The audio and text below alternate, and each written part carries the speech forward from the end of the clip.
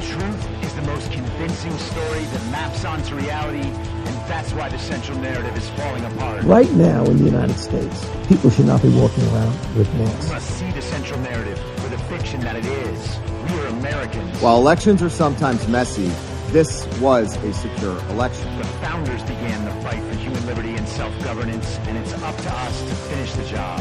I'll tell you what, we are in a truth emergency right now. This is the end game.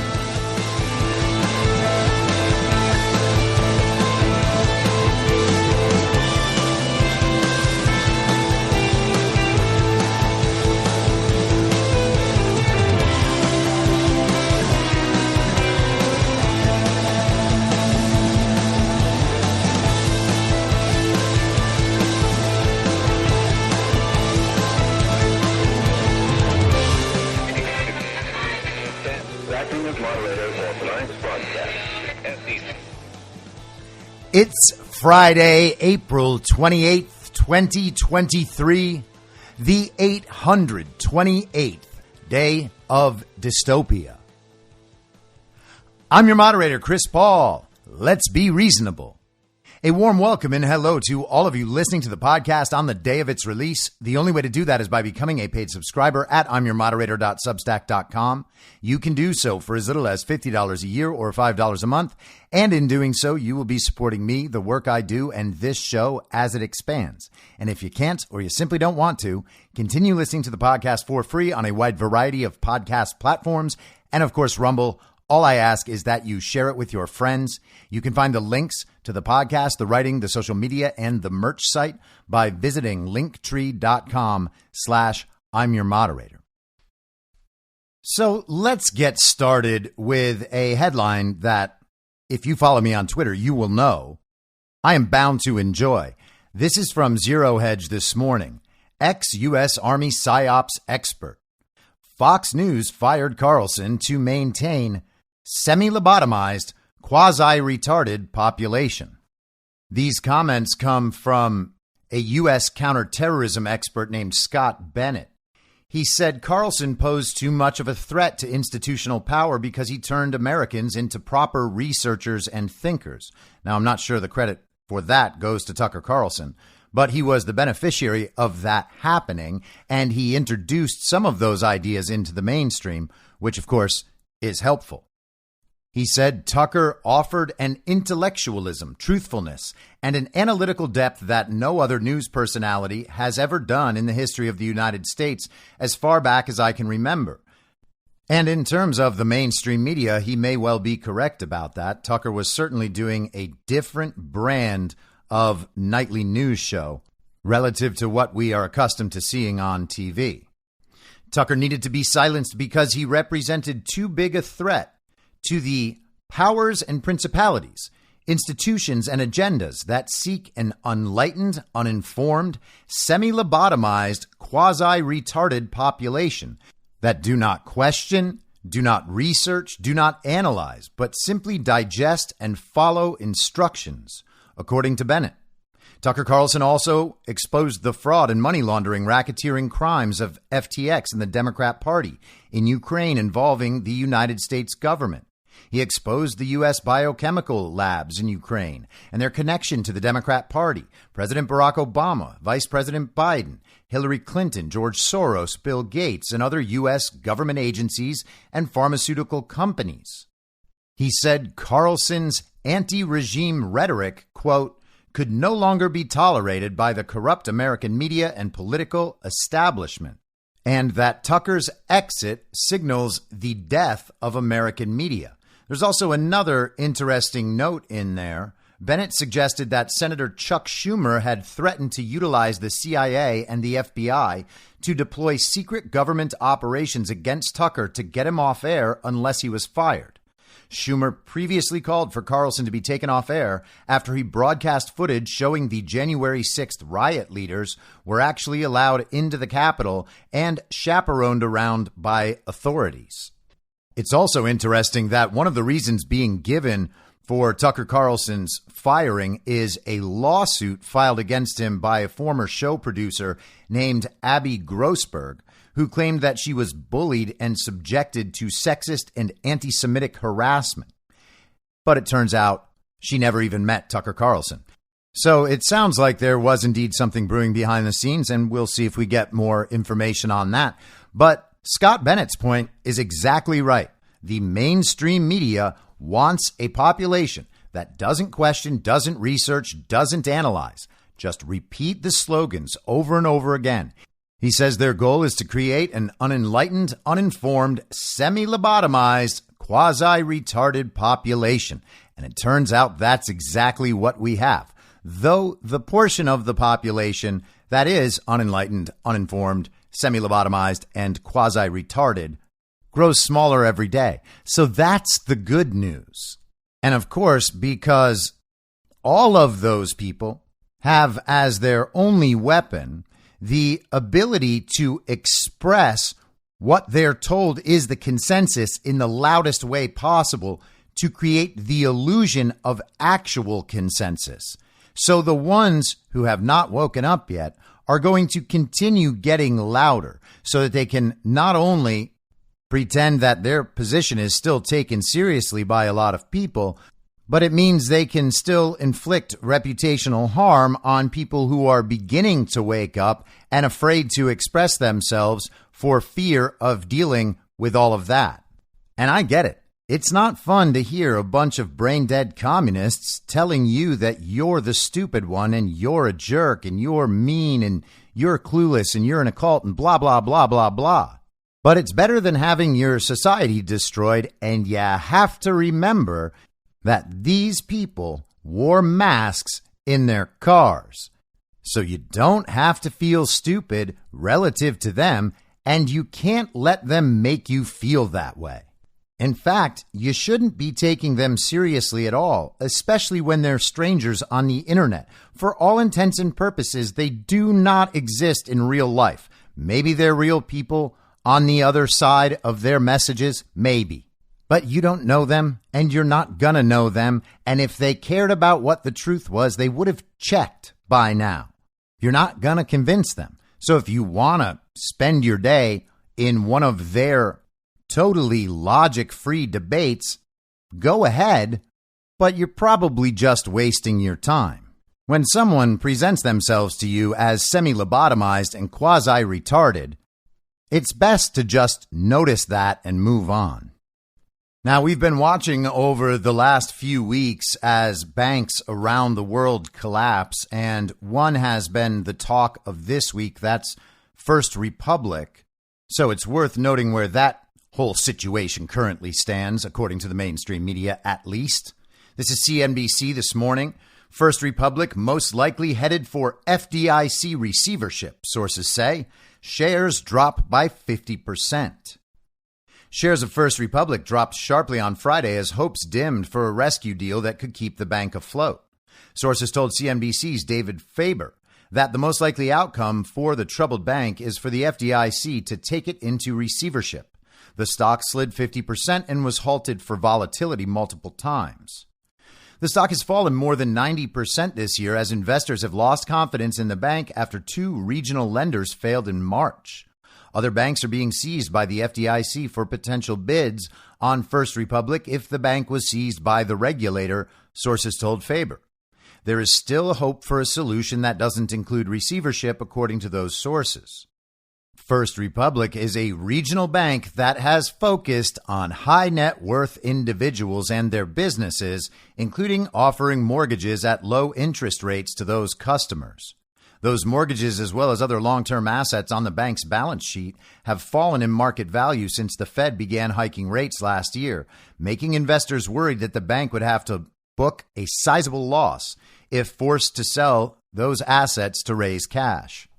It'll be interesting to see if something is announced over the weekend, as it was a few weeks ago with Silicon Valley Bank. So we have the financial collapse in the banking industry. We have the collapse of the regime fiat dollar, branded as the US dollar around the world. This week, China's yuan took over the dollar as the most used currency in Chinese foreign trade.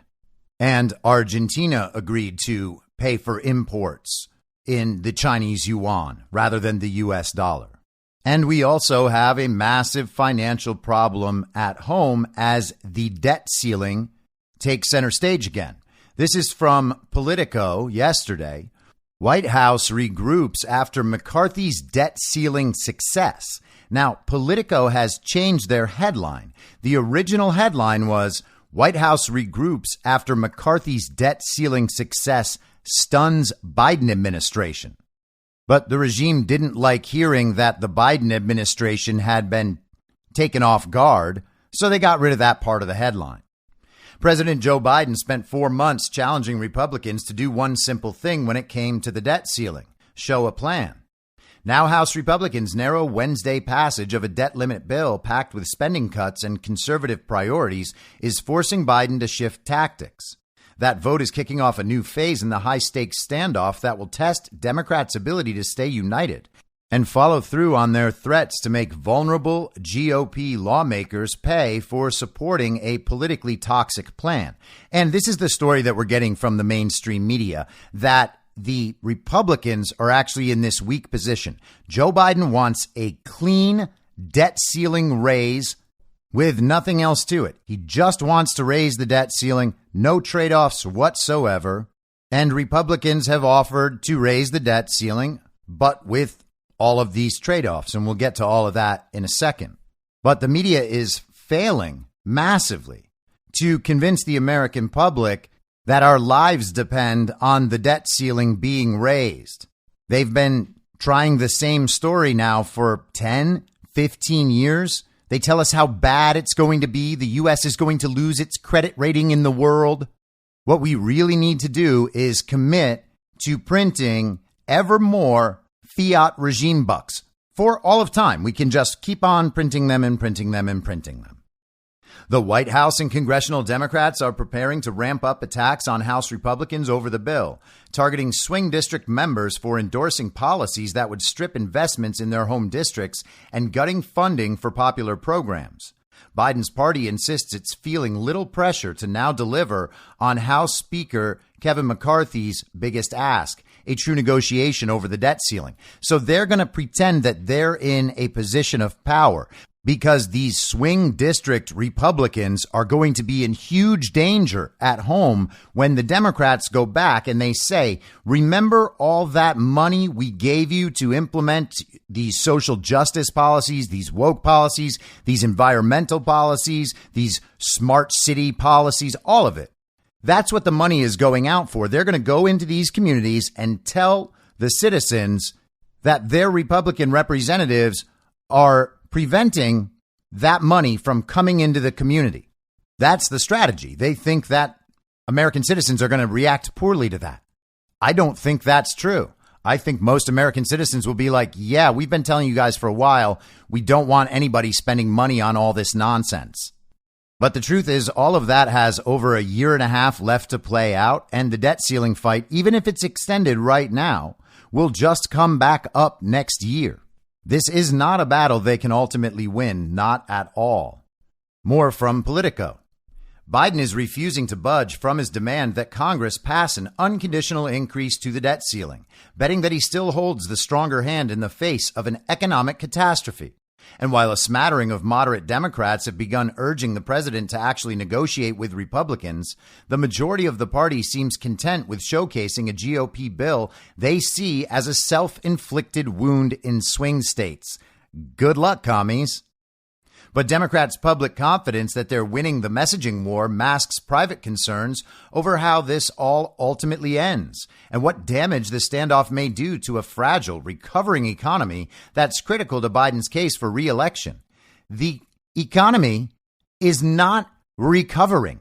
It is getting worse. If it was recovering due to Biden's policies, people would like Joe Biden, and the economy wouldn't be fragile. Biden allies had expected McCarthy's bid to pass a sweeping debt ceiling bill to fail, especially after watching him struggle to win the speakership and quickly abandon his plan to construct a full budget proposal. Even the Republicans understood the skepticism directed at them with the thin majority. And this is very telling.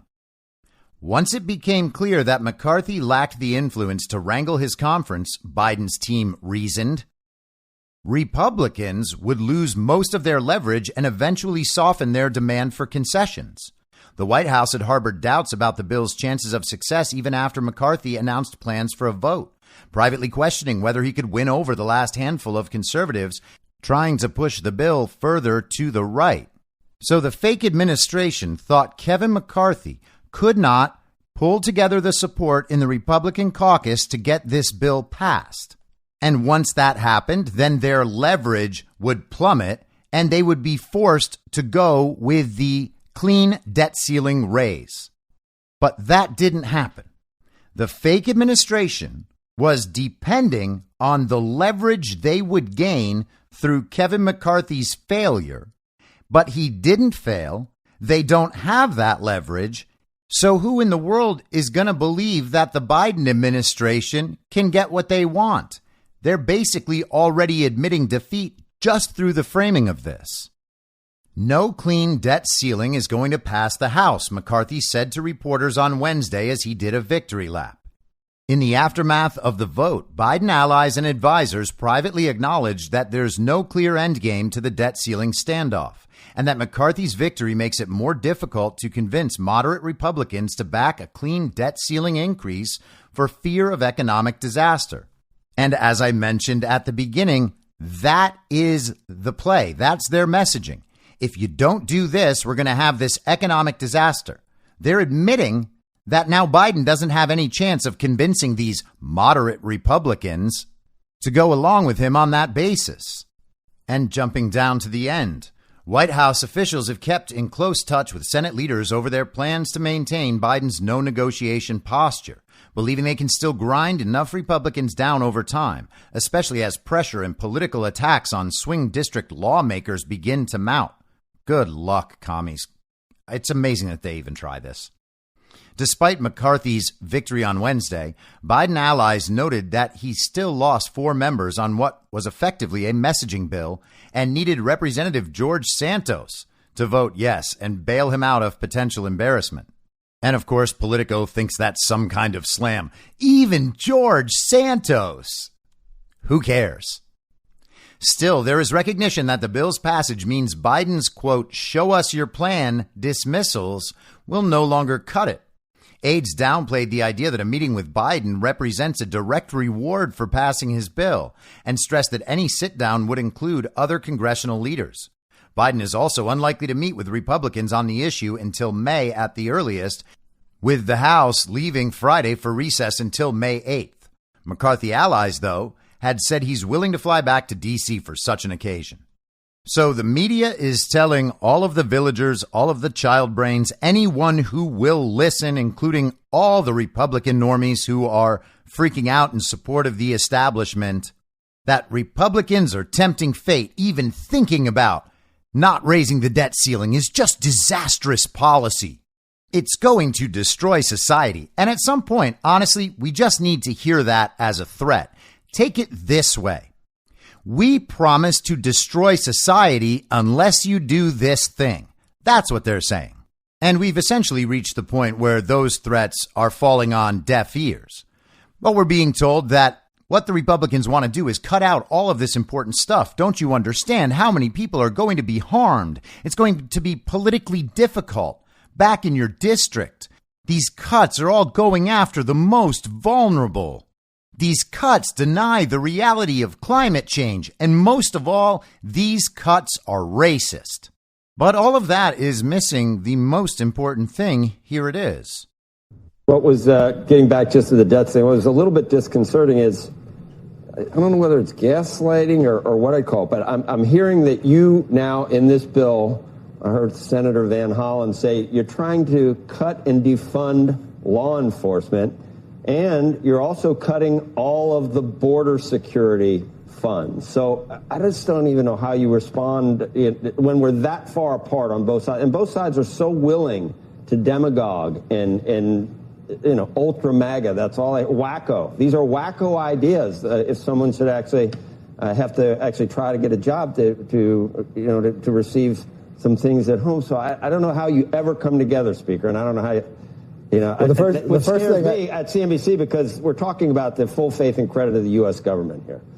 The thing that you should look at is anytime someone says about the bill, just simply ask one question. Show me where it's written in the bill. Show me where in the bill that it says we cut anything. In the process, we simply go back to the spending levels we were at 4 months ago. Were 4 months ago, did a number of new border people be hired or cops get hired in that process? The only people who've defunded the police have been the Democrats, openly and willingly, and we've watched what happens in crime in our community. If you watch and compare what has passed in the House and what has passed in the Senate, there's a big comparison there. We are simply doing the work that we said to the American public we would do. So did you catch that? What they're doing in this debt ceiling negotiation is they're saying that omnibus bill that you passed last December during the lame duck session, yeah, that's not going to work. We're just going to go ahead and get rid of that if you want the debt ceiling increased. So let's think about what that bill was. This is back at the end of December 2022, right as the Congress was about to leave. Their term had ended, the new Congress was coming in, and they chose to sign a $1.7 trillion federal spending bill during the lame duck session. This is what CNN said was in there in December. The spending bill represents the final opportunity for Biden and Democrats to put their imprint on government spending before Republicans assume the majority in the House next week. It caps a remarkably productive 2 years legislatively for Biden, including a COVID-19 relief package, infrastructure bill, and a China competitiveness measure. The legislation includes $772.5 billion for non-defense discretionary programs and $858 billion in defense funding, according to a bill summary from Senator Patrick Leahy.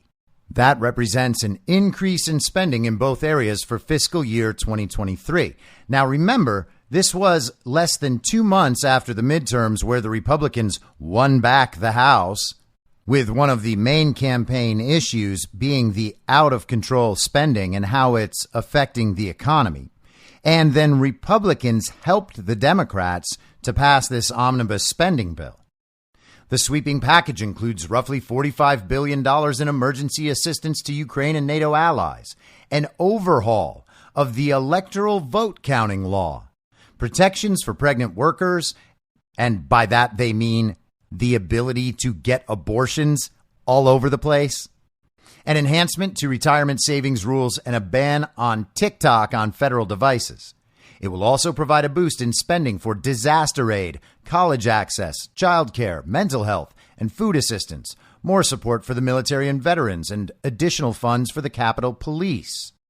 So all Kevin McCarthy wants is that spending package taken away, like it never happened. It lays out all this spending for the future, dependent on having the debt ceiling raised again and again. That's what they keep doing. They keep passing more spending measures. And they did it in opposition to the direct and stated will of the American people. Establishment Republicans enabled that.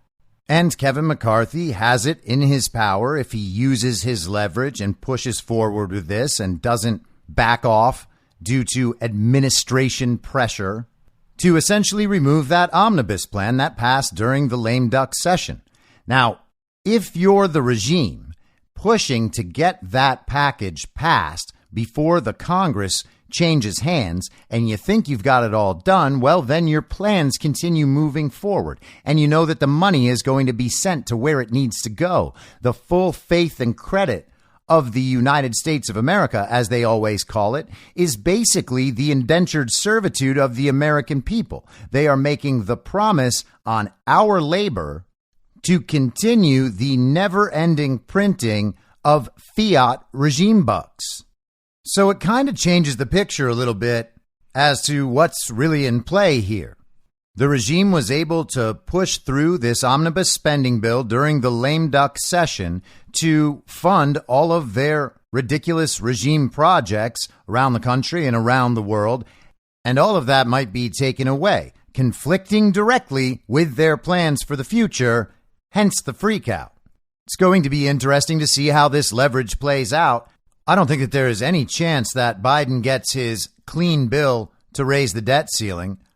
I would think that this is the best offer he's going to get. So we might see the debt ceiling raised one more time for a year to make this a big issue next year.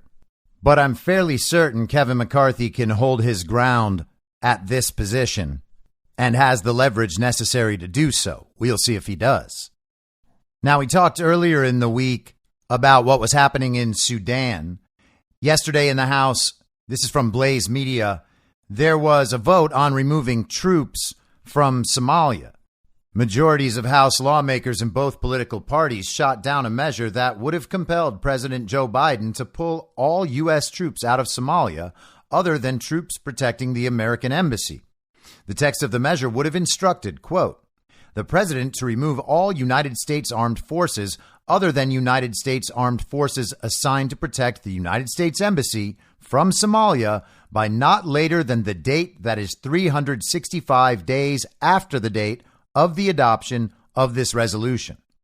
Minorities from both parties voted in favor of the measure, with leftist lawmakers like Alexandria Ocasio-Cortez and Cori Bush joining with conservative legislators like Chip Roy and Thomas Massie to support the concurrent resolution. Should be noted that Chip Roy and Thomas Massie are two of the very small number of Ron DeSantis endorsers. Overall, 52 Republicans and 50 Democrats voted to yank troops out of Somalia, while a whopping 165 Republicans and 156 Democrats voted against the measure. Got to keep that military-industrial complex money flowing. Got to have the troops stationed everywhere. You must protect the empire of the global regime, and the United States is the country tasked always to do that. Matt Gaetz, responding to the vote, said, by a large margin, Congress supports keeping U.S. troops in Somalia. I do not. Most voters probably don't either. And I think Matt Gaetz is right about that. That's not all Matt Gaetz has been doing in Congress. In a hearing yesterday with the DOJ Inspector General, Michael Horowitz, and for whatever reason, there are massive problems with the audio. I can't get a good version of it, and I'm not exactly sure why, but luckily, the conservative treehouse covered it in an article today. DOJ Inspector General reveals more than 10,000 federal employees have access to NSA database for surveillance inquiries. Office of Inspector General Michael Horowitz testified yesterday that more than 3.4 million search queries into the NSA database took place between December 1st, 2020 and November 30th, 2021 by government officials and or contractors working on behalf of the federal government. These search queries were based on authorizations related to the Foreign Intelligence Surveillance Act. That's FISA. Approximately 30% of those 3.4 million search queries were outside the rules and regulations that govern warrantless searches, what the politically correct government calls non-compliant searches. Additionally, Horowitz also admitted that somewhere north of 10,000 federal employees have access to conduct these searches of the NSA database, a database which contains the electronic data of every single American, including emails, text messages, social media posts, instant messages, direct messages, phone calls, geolocation identifiers, purchases by electronic funds, banking records, and any keystroke any American puts into any electronic device for any reason. Did you get all that? Everything you do on your phone and computer is in this database. And you can imagine that it's probably got everything you say in your house around listening devices like Alexa or Siri or any of the other non-existent technological beings you interact with on a daily basis. This is the sort of thing that goes totally unnoticed by communists as they march us into the technocratic dystopia. They don't care. because they think the government can't do anything bad to them. They believe that the government is their friend. They don't mind the fact that with all of this data, the government can compile a social credit score and then cut you off from participating in society based on that score, based on your activity as recorded by your own devices. They intend in the future to use this data to regulate your ability to participate in society and in the economy, and of course, the public discourse. If we were in a functioning system of government, this is back to the conservative treehouse, by the way, everything would be stopped right now, and no conversation would be taking place that was not about this issue. That is the total and complete surveillance state being talked about as if we were discussing what's for dinner. This is beyond jaw-dropping. In 2018, Conservative Treehouse revealed through research of their own documents that FBI and DOJ FBI contractors had done more than 1,000 illegal searches using the NSA database, targeting Republican primary candidates from November 2015 through May 2016. These stunning admissions were from the DOJ's own reporting to the FISA court. Few were paying attention. Although the number of illegal search queries were redacted, we know the number is 4 digits from the size of the redacted text, more than 1,000 and less than 9,999. Yesterday, IG Horowitz outlined that more than 1.1 million illegal searches of this database were conducted in 2021 during the first year of the Joe Biden administration. Additionally, and perhaps more consequentially, to give scope to how the process of total domestic surveillance has expanded, Horowitz now admits in 2021 the number of federal government employees with access to this total metadata collection system now exceeds 10,000 people. Stop the presses. Yes, Congress is talking about this as if there is some level of importance. However, the basic questions are not being asked, or have perhaps just become so accepted that legislators have become oblivious to the insanity of it. In order for these search queries to take place, there has to be a housing facility to capture it. Where is all of this electronic data being stored? Why is all of this electronic data being stored? Who is in control of this all-encompassing electronic data collection? Forget the searches for a moment. What act of Congress authorized the capture of this private data collection? Essentially electronic intercepts of communication systems that flow throughout our life. The background context here is Congress debating the renewal of the Foreign Intelligence Surveillance Act and the power of the DOJ and FBI to intercept American citizen communication and electronic data via the 702 authorizations that permit the NSA database to be searched and queried. If the Inspector General is now admitting the FISA laws have been so comprehensively corrupted, such that 3.4 million searches by more than 10,000 federal employees and government contractors now have access, there is no way that any reasonably intelligent person should support such reauthorization. Even contemplating this request is absurd, beyond absurd.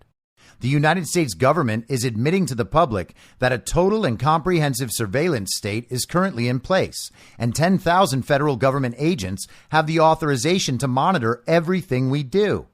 This is admitted and current to right now. Yet people are worried about possible vaccination passports or digital currencies or social credit scores sometime in the future?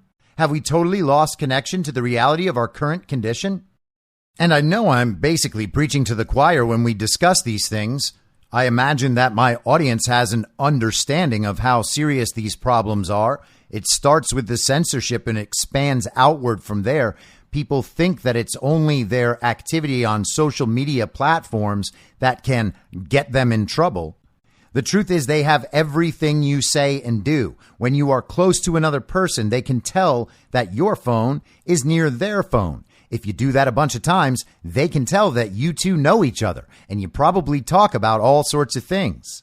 So they know every interaction you have with your devices, and your devices are able to inform them about virtually everyone you interact with. They know your location throughout the day. They know who you see. They know what your routine is and where you go.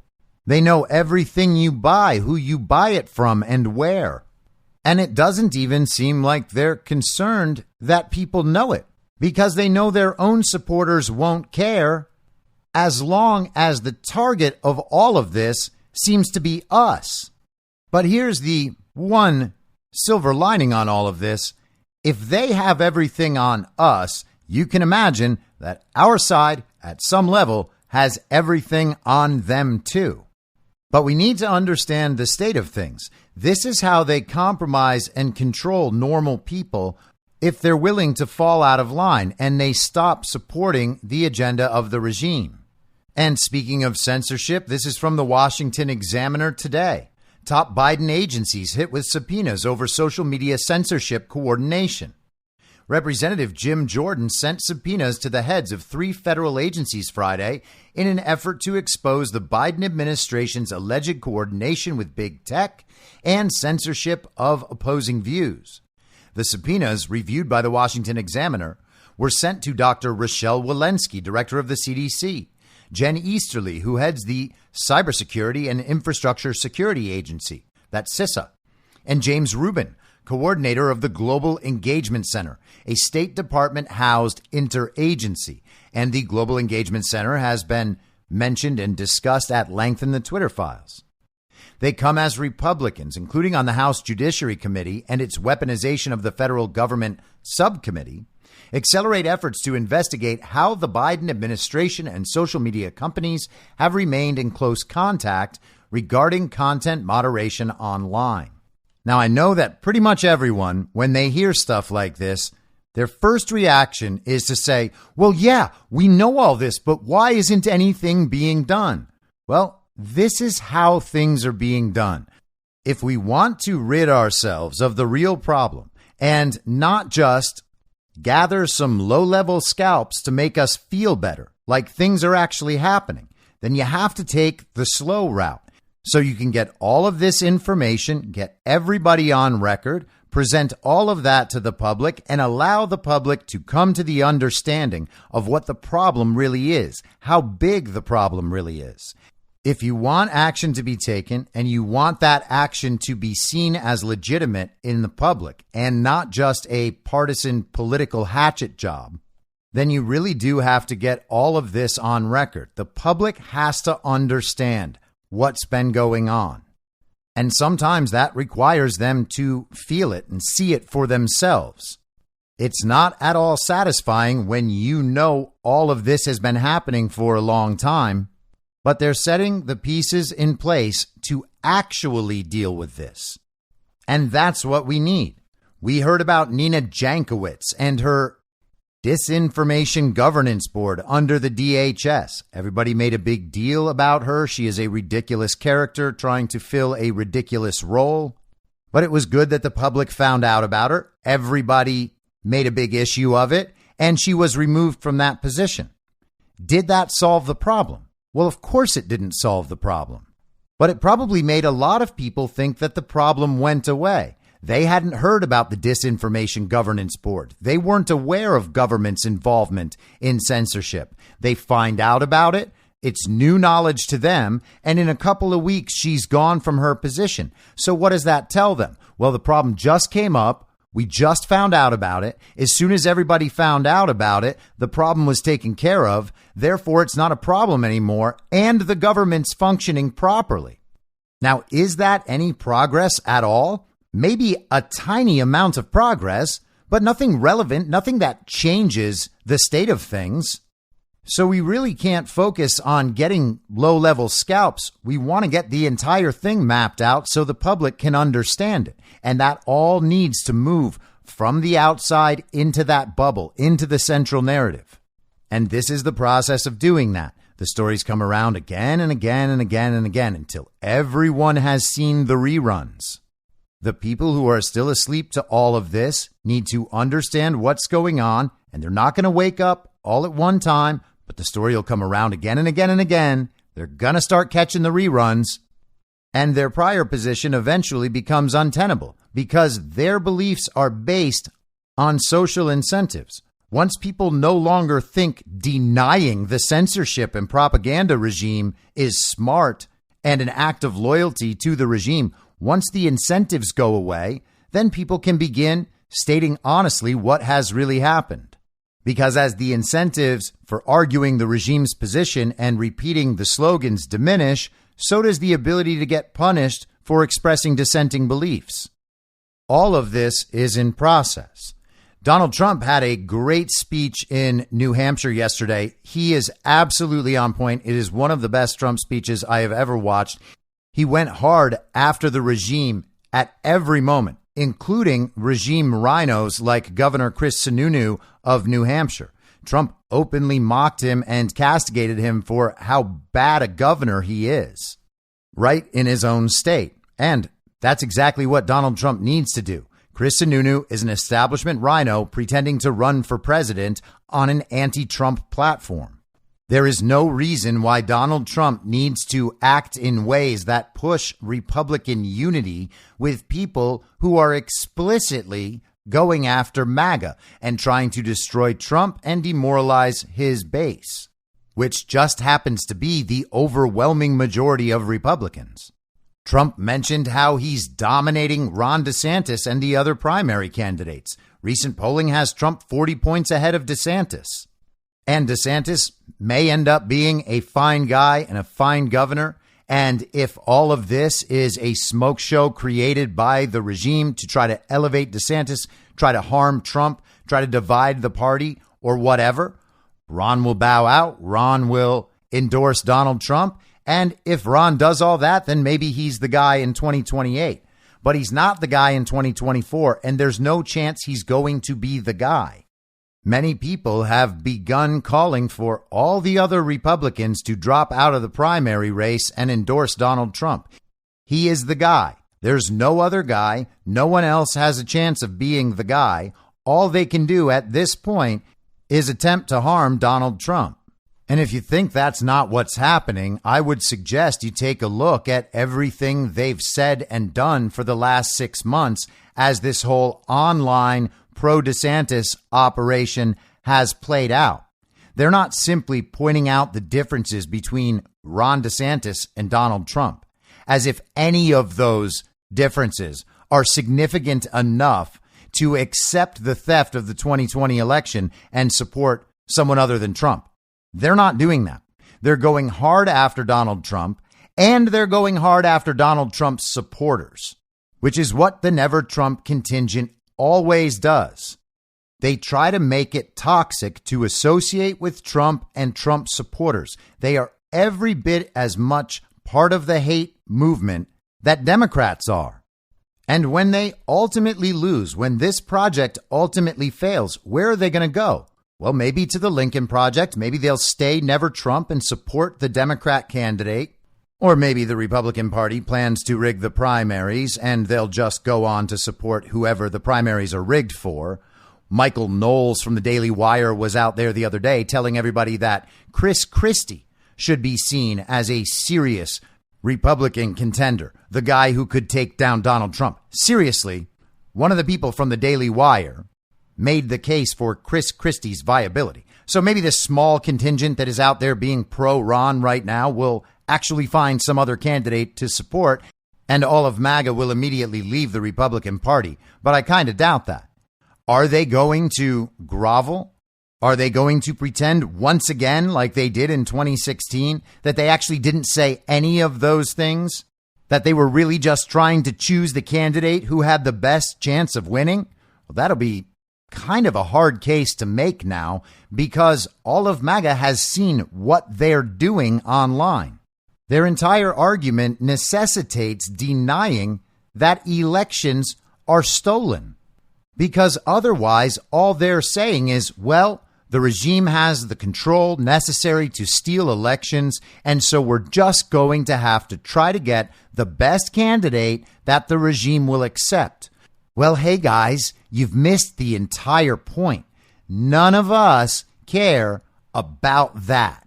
We care about the person who's going to take on that regime and dismantle it all the way down to the roots, and that's Donald Trump. And he discussed this at length in his speech yesterday.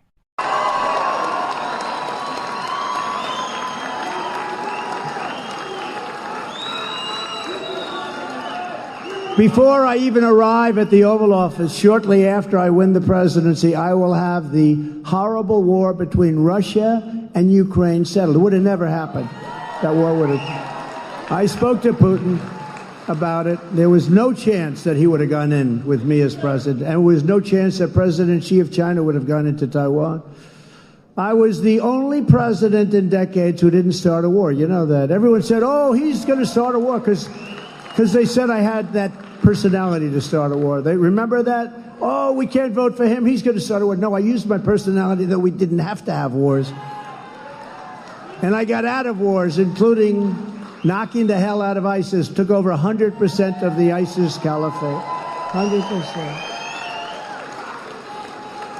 I took over 99% of the ISIS caliphate. I said, all right, we're going home. Let's get our great soldiers. We're bringing them home. And the media started saying, well, why not 100? I said, you know what? We better finish it off because they'll say I left early and we knocked the hell out of them. That was the end of that. We took over 100%. We came home. But now I understand they're rebuilding again because they have no respect for our country. Standing before you today, I am the only candidate who can make this promise. I will prevent World War III. I promise. It's not going to be a World War III. Now, that's a very bold claim. Trump is the only one who can make that promise. I will prevent World War III. Chances are he's already done it based on the work he did while he was publicly recognized as president. And we can see how that's been borne out in reality over the last 2+ years of the fake Biden administration's term. The regime's war in Ukraine has been a disaster. They have no chance of winning. And this week we began getting reports about how there are doubts about Ukraine's spring or maybe summer offensive being effective at all. And of course it won't be because their war plans for that spring offensive were leaked by some kid on a gaming site. People need to understand that Donald Trump knows what's going on in the world. He had the best access to information of pretty much anyone in the world while he was president. Whatever level of access to information he has now, it's certainly far superior to whatever the mainstream media has, and it certainly seems to be far superior to whatever the fake administration has. They get caught off guard all the time. They are unable to answer basic questions all the time about military issues. Remember the Sky Circle? Remember the Afghanistan withdrawal? Remember the ghost of Kyiv? Remember the Nord Stream pipeline? How many examples do we need to see that the Biden administration has no clue about any of it? And the funny thing is, people want to deny that, but that is actually being slightly nicer to the Biden regime than assuming that they do know what's going on and that they do have full access to information, because then it would just be outright incompetence. At least in my interpretation, it's only partially incompetence and partially being completely out of the loop. Donald Trump is not just saying what will happen if he is back in the White House in just a little under 2 years. He's saying what is already happening. There will be no World War III. Why does the television media continue telling everyone otherwise? Well, that's how you protect the regime. They want a kinetic World War III. They want China involved in a conflict with the United States that might end up with China attacking the U.S. in its own territory. This is literally what their playbook calls for. They destabilize countries through color revolutions. They steal elections. They use war to maintain their power. Of course, that's what they intend to do here, too. And the media talks about it all the time, as do the members of the intelligence community and the military-industrial complex, as do members of the uniparty right. All of them talk constantly about an impending World War III. Who's the one person who says that's not going to happen? It's Donald Trump. He knows that's not going to happen. The narrative's going to come. The television's going to tell us war is happening. China is invading Taiwan. It's going to be exactly the same as the Ukraine conflict. It will not be a U.S. war. Taiwan is not an independent sovereign nation, even according to the United States' own policy. And the regime will ultimately be dismantled in Taiwan the same way the regime is being dismantled in Ukraine. There are plenty of things in this world to worry about. Donald Trump is saying very clearly this isn't one of them. That doesn't mean we don't pay attention to the situation. That doesn't mean we don't take it seriously. That doesn't mean we don't keep an eye on what the media and political leaders in the United States are doing relative to this wag the dog effort in Taiwan. It just means that they're going to ultimately fail. And we have more than enough reasons to believe that already, aside from Donald Trump's comments. And I've been talking about this now for well over a year. My opinions on it haven't changed. I'm not just switching over to Donald Trump's position because he said it. I've been saying this. Now Trump's saying this. I take that as confirmation of my position. I'm not just taking whatever Trump says as gospel. This is the thing people really need to understand about our position. We were the same way throughout COVID, by the way, too. The reason I started listening to and respecting Donald Trump and understanding that he was telling the truth where and whenever he could was when I was watching him give daily press conferences during COVID. I was online trying to figure out exactly what was going on all the time. I was looking at the data, not the numbers up on CNN, but the actual data, and trying to understand why is so much of the data so bad, and why do they keep using all these figures that the data just simply doesn't support? Why are they telling us lockdowns are a good idea? Why are they telling us masks are a good idea? Why are they putting sick people into nursing homes? Why can't the TV explain any of this? Why are they telling us that hydroxychloroquine and ivermectin are very, very dangerous? Well, Trump said the opposite of all those things in those press conferences. I was able to figure out the truth on my own, and then I heard it reflected by Donald Trump. That's why I trust him, not because I just take whatever he says as gospel. It's because Donald Trump listens to the voice of the people and then implements the voice of the people into what he's doing.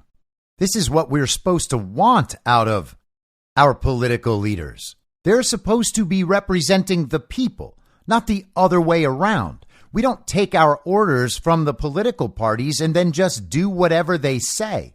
But they tell us that's what we have to do because they're the ones that know the best. They're the ones in there, in the fight in Washington, D.C., profiting in unbelievable ways. They're the ones who really know what's going on. They're the leaders, which means we have to follow. Hey, guys, that's completely backwards. The people are the leaders. That's the entire purpose of having a government of, by, and for the people. And the politicians, well, they're public servants. Who are they meant to be serving? The public. Standing before you today, I am the only candidate who can make this promise. I will prevent World War III. I promise. It's not going to be a World War III.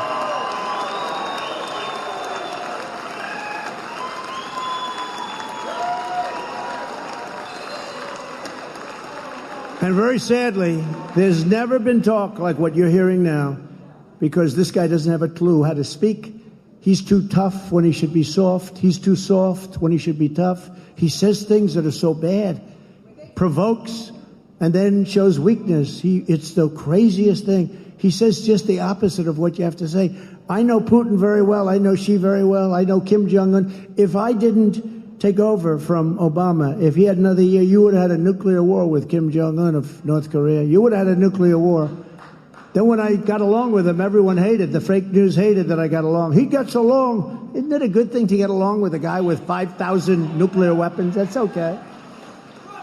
But I did get along with him. I got along with a lot of people that people are surprised, really surprised. That's why we had no wars, and they would have never gone in. And it's so all those people dead in Ukraine, far more than you think, far more than they report, these phony numbers. The only candidate that can prevent World War III. Again, that's just true. He is the one person who is reliably opposed to the regime's agenda. The regime's agenda includes war around the world, including and especially between China and the United States. They need that.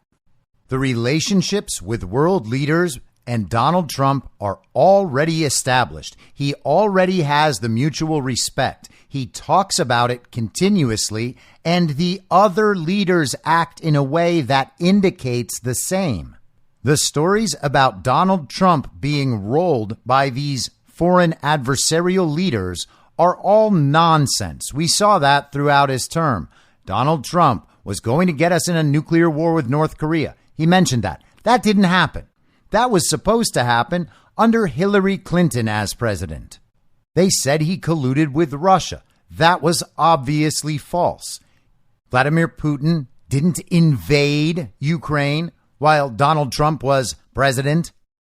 And he didn't take Crimea during Donald Trump's first term either. All of that happened under Obama and Biden. He had good, strong relationships with Xi Jinping, and they don't have to be best friends, but there was no war. We were decoupling from China in trade and production. Donald Trump implemented tariffs that funded our farmers and other industries that kept this country running during these last 2.5 years. He has strong relationships with Modi of India, with Bolsonaro of Brazil, with Orban of Hungary, with Mohammed bin Salman in Saudi Arabia. He's responsible for the Abraham Accords.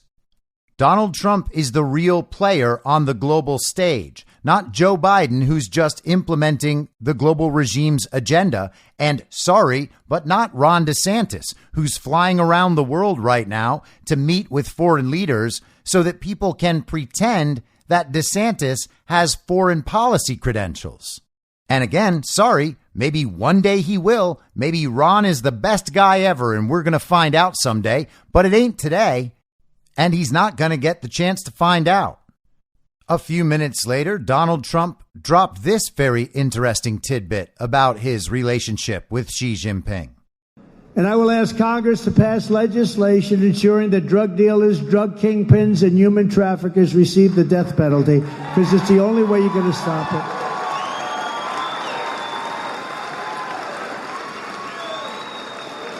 You know, I went to China and I had a great time, and it was amazing, amazing culture, frankly, and I was with President Xi.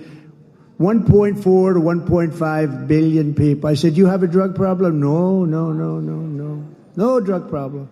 I said, you mean with all these people you don't have a drug problem? No drug problem. Well, what do you ascribe the reason to, may I ask? I think I knew. He said, swift trial. You know, there's no games with it. These people, you know, when you meet with President Xi, he doesn't say, gee, how'd the Yankees do last night? Oh, we have a lovely day. Lovely day. Isn't it beautiful out? Oh, it's so beautiful, Donald. It's so great. He goes, we will immediately proceed to work. And you know what? I love that. I think that's great. There's no bullshit. Okay? I think that's great. We will proceed. You meet him for 2 minutes. We will proceed. There's no games. Yeah, how did the Boston Red Sox do today? No, they don't talk about that stuff. They talk about other things. But I said to him, so what do you think? He says, quick trial. Quick trial. You know what a quick trial is? They take the person, they try the person, and if they're a drug dealer, if they're selling drugs, unfortunately, they have the death penalty. And I don't think this country's ready for it. But they have no drug problem whatsoever. The big drug problem they have is they make drugs and send them into our country, like fentanyl. And even that, I had him set, except for this rigged election, he was set to make that a criminal, an absolute crime, with a death penalty for anybody making fentanyl. But once I left, once this horrible election took place, they send more over now than ever before. He was going to give the death penalty. That was his deal with me. He was going to give the death penalty to anybody that produced fentanyl. Can you believe that in China? It's too bad. All these people are dying all over. We're being invaded. It's like a human invasion. So did you catch that? Donald Trump had a deal set up for his second term with Xi Jinping that Xi was going to prosecute and put to death all of the people on the Chinese side who were involved in the global fentanyl trade. That is a big part of our immigration problem, and that is killing thousands and thousands of Americans every year.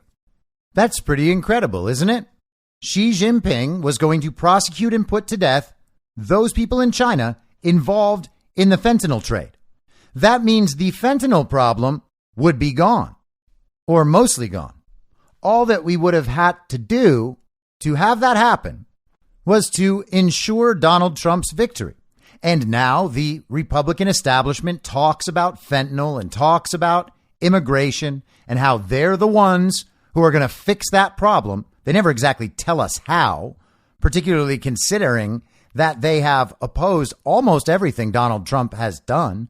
The uniparty right was not helping Donald Trump get the wall built, was not helping to stop illegal immigration, because many uniparty right donors depend on illegal immigration because they want low-wage labor. They're exactly who the slave trade benefits. But they want to make deals on amnesty and deals on DACA and deals on spending more on technology to monitor and track the illegal immigration in progress. They say they want to stop the fentanyl trade. Well, they could have done that if they spoke out about stolen elections. Fix election fraud, fix everything. If Donald Trump was in office right now, we would not have a fentanyl problem. And that's not a solution that we arrive at through some ridiculous political debate that plays out on television and then Congress passes some worthless bill that just throws a bunch of money at the problem. They tell everybody they're helping. And in the meantime, the Republicans have compromised away more of what the regime needs to help their own agenda. Donald Trump's solution solves the problem at its roots in China. And he does that in coordination with the leader of China, who we're being told is going to wage war on America. And I posted about this on Twitter, and the funniest replies were people who didn't think that Trump was telling the truth about this, or that Trump would have made this deal, but Xi wouldn't have upheld his end of the bargain. Now, if either of those scenarios are true, there's absolutely no reason why Donald Trump would have brought this up. There's also no reason to believe that either of those scenarios are true. Again, it would be pointless for Trump to lie about this. And the fact is that Xi Jinping and Donald Trump had a relationship of mutual respect. Donald Trump knew what his leverage was, and he used it, again, on things like the tariffs. This is the difference between actual power and political talking points constructed by consultants. And I'm not trying to pick on Ron DeSantis or people who might really like Ron DeSantis, but he happens to be the guy that's been presented in opposition to Donald Trump, and so the comparison must be made to him as well. Listen to Ron DeSantis talk about virtually anything, and he does not come off as even a serious candidate relative to Donald Trump. If you think that's wrong, I encourage you to watch that speech yesterday in New Hampshire. Go to Rumble, type in Donald Trump, go to Trump's channel, and find the most recent video. Donald Trump in New Hampshire. Watch the speech. Donald Trump addresses each and every issue and speaks from personal authority, knowing what he can do in the office, what he has set up, what his relationships with world leaders mean to the American people. And he does it with the force and confidence to suggest that he actually knows what he's talking about and what he's capable of accomplishing.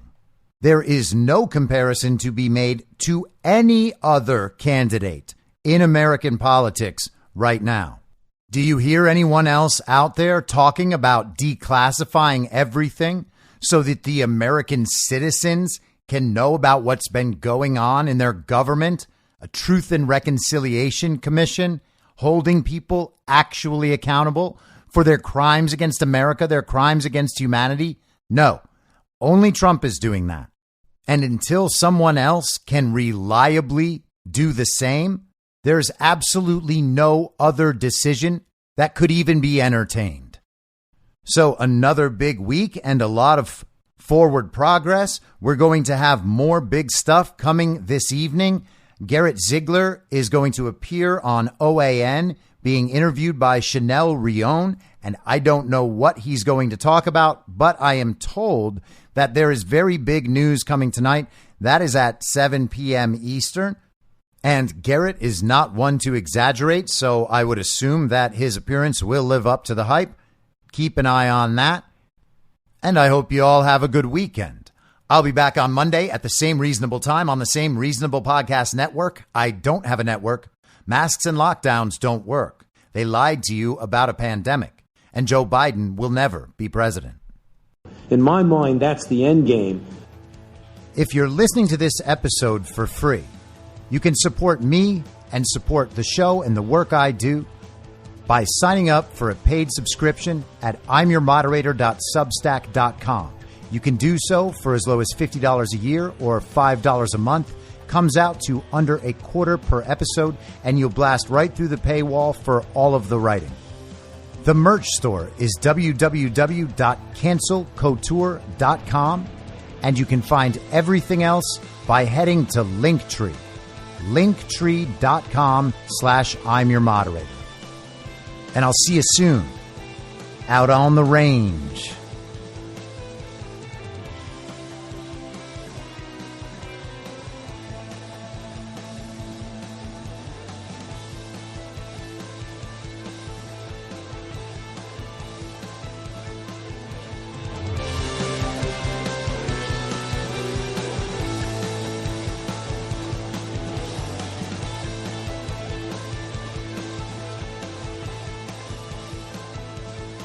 It's happening!